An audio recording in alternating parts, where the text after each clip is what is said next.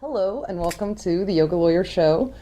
Today we're talking about, what are we talking about, Katie? We're going to hit you with some fresh news as of this week. Yeah, when the video is Yes. being recorded. It's about 3 days after the Freedom Caucus in the House, which is the House's most conservative group of people, they made moves to impeach Rosenstein. And if you don't know who Rosenstein is, he's the Deputy Attorney General after Jeff Sessions recused himself. He's the one overseeing the Mueller investigation into the Trump collusion, Russia thing that we've been talking about. Yes. But just to step back a minute, they never use the word collusion in the Mueller papers. I think they use the word cooperation or maybe collaboration, but it's interesting. Does collusion put a higher standard I on feel it? like it like maybe implies something more. But anyway, yeah, like Katie was saying, and so, Jeff Sessions had, when he was first appointed Attorney General by President Trump, almost immediately recused himself from the Russia investigation. Apparently Trump didn't know about. Yeah, and Trump didn't think he'd do that. Much to his dismay, he was upset about that. And so then his Deputy Attorney General, Rod Rosenstein, who is a Republican as well, stepped in, and he, as the acting Attorney General in the Mueller investigation, he sort of oversees the Department of Justice with regard to the investigation. So and he answers any of Congress's requests, so they're requesting documents, and he's the person that fulfills those requests to the best of his ability within the rules. And that's where it gets a little hairy, because the House has requested some documents, a lot of documents related to the FBI and the DOJ's investigation of the Hillary Clinton email issue and also the Mueller investigation with relation to Russia. And apparently the FBI/DOJ has released, I think it was 880,000 pages of documents already. They have really complied. Apparently, they have been the most complicit that any DOJ compliant. Compliant? Yeah. What did I say? Complicit, which would mean they did ignore. Was it compliant? Compliant. That's what I meant. Sorry.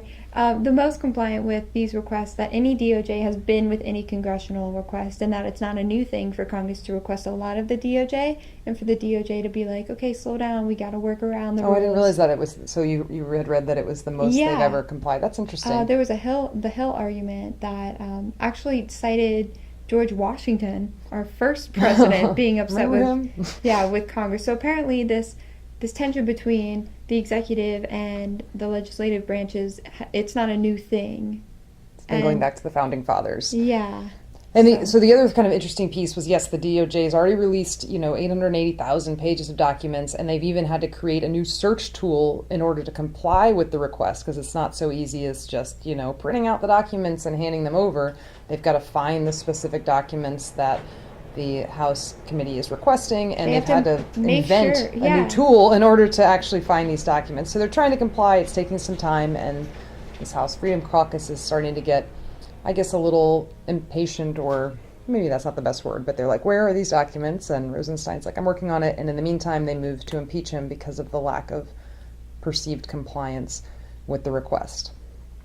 And then not even a day later, Paul Ryan, the Speaker of the House, came out with an official statement saying that he didn't agree with their move to impeach him, and he thinks that the DOJ has not complied with all of their requests, but they're trying, and it takes time, and he understands that. So because the crime that they're investigating is so high, it does take time, and we need to consider that when we're making these requests. And he's basically speaking to Congress when he's saying this.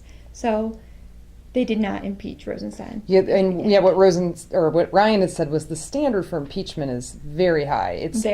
It's reserved for high crimes and misdemeanors, and not providing documents doesn't rise to that level, according to Ryan. And I think a lot of people would agree that it doesn't rise to that level. But what's really going on here? We've talked about this a little bit off camera. It seems like maybe this was more to send a message rather than to actually succeed in impeaching Rod Rosenstein. And to take a step back, what does it mean to ask for impeachment? Well, it has to go to a vote before the entire House. There's about 40, maybe a little less, 36 to 40, I couldn't get an exact number, in this House Freedom Caucus compared to 435 members in the House. So we're talking about, less than 10% of the total House supported this measure, and there were a lot of Republicans and, of course, Democrats that were not for supporting this measure. But it more maybe was just to send a message to the president, maybe? I mean, what do you think, Katie? Like, well, or to the other members of the House? Maybe. I think mostly to the president. Rosenstein works at the pleasure of the president. So technically, the president can fire him anytime. And I think maybe what the Freedom Caucus was doing, they knew that they weren't going to garner enough support to get a vote and to pass a vote. I think what they were doing was kind of giving the president a little shout out and saying, hey, if you fire this guy, you have some supporters in the House that are going to back you up. And I mean, that's kind of, that's scary for what it is. And we talked a little bit about that before. When we talked about whether the president's above the law or not. This was several weeks ago, and even though the president technically does have the authority to fire Rosenstein, Mueller, Sessions, all these people, but if he were to do that, it could rise to the level of obstruction of justice, and then that might implicate impeachment of the president, because that could, obstruction of justice is a high crime or misdemeanor that could result in the impeachment of the president. To be clear, usually we do talk about impeachment with regards to the president, but you can impeach like legislative officials. It hasn't happened very often. Sometimes, I'm not sure about this, actually. I'm not completely positive. I'm just kind of like shooting here from the hip. But I think it's been a while since they've impeached a legislative official. I don't remember ever hearing about it before, but I feel like I'm even more involved now than, maybe a few years ago, and it's possible it happened and I missed it, but I feel like this is the first time I've heard about this. I think it's been a really long time. Like, I don't know why the number 8 is in my head. It was either in the 1800s or the 1880s or the 1980s. We should look that up, maybe. Yeah. But maybe it's I'll not link an article very that I'm often. referencing. I did read that it has happened, and in those cases, when the crime was high enough to garner impeachment, people have crossed their party lines, and that was interesting. And I don't know, that's another topic we could talk about, is this divide between the parties is so great. It's got to be the worst that it's ever been. It seems really like there's a big divide. And, we were talking about this a little bit too. I'm not sure that, between fellow citizens there's this huge divide. Like, we're not walking down the street and arguing with people. But I think that's because we're not talking about it. If you did start talking about it, there would be a divide. But maybe we don't need to. I didn't interrupt you. But you can go out about your life and not necessarily think about all these things. But, our legislature is more divided than ever. I think we could probably agree on that. And they represent the people, and so it does imply that we're divided as a nation. But I feel like if we really search our hearts on a day-to-day basis, we're not experiencing the kind of divisiveness we see in the political climate, which is a little scary. And then on social media, I feel like social media is also this, it seems pretty divisive to the point where I'm staying away from it a lot more than usual. Yeah, I'm like staying away from Facebook, but I'm all over Twitter. I'm like on that Twitter. Twitter's pretty divisive too. It is very divisive. Yeah. But I feel like Facebook is more personal, whereas Twitter I can fight with people I don't know. Yeah. Yeah. Which True. is bad. It is. That's really bad. I just admitted my own fault. Another fault that I noticed is I think this is something with social media and with people in general, is we need to learn how to listen. Yeah. Like, we talk so much and we give our opinions so often and with such fervor. Yeah. But we refuse to listen to the other side. I noticed that with my dad. My dad talks a lot. Like a lot. And then when I talk, or if I have an opinion that is probably usually contrary to his, he doesn't listen. He'll just like walk away. And I think that's a problem that social media kind of allows. Like, if you don't want to see something that you disagree with, you just block them.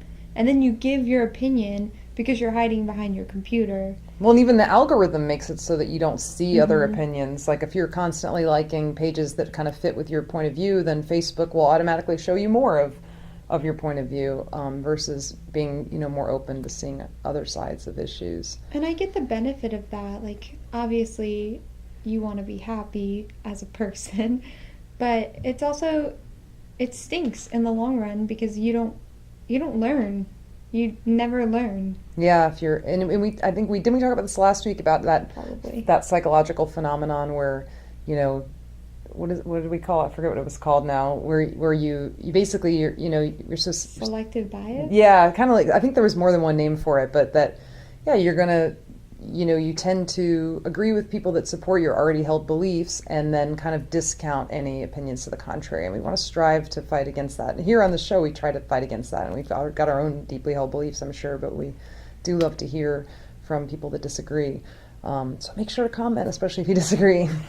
Another important, thing I wanted to kind of just remind everybody of, going back to Jeff Sessions and Rosenstein, was that I don't think we mentioned this yet. Rosenstein is a Republican. Did we say that? Yeah, so is Mueller. And so is Mueller. And Jeff Sessions came out after this impeachment issue was brought up by this Freedom Caucus and said that he has, wrote it in quotes, highest confidence in Rosenstein. So, that's kind of interesting too, that Sessions came out and said that, I mean, he is very renowned.